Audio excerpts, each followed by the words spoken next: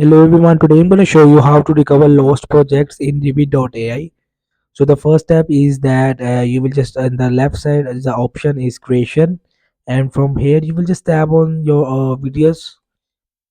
So when it's preparing, so here is my lost projects you will see, which is could not fetch transcript from YouTube. These are for my lost projects and how to I will recover it. So there is an only option of recovering. You will just tap on this upgrade option. So you will just purchase the plan of monthly or annually.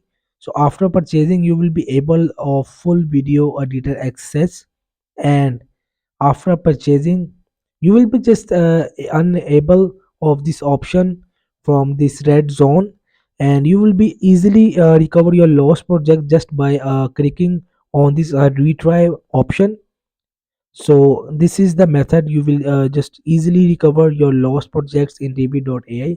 So hope this video helped you. Please don't forget to like and subscribe and get notified for more videos.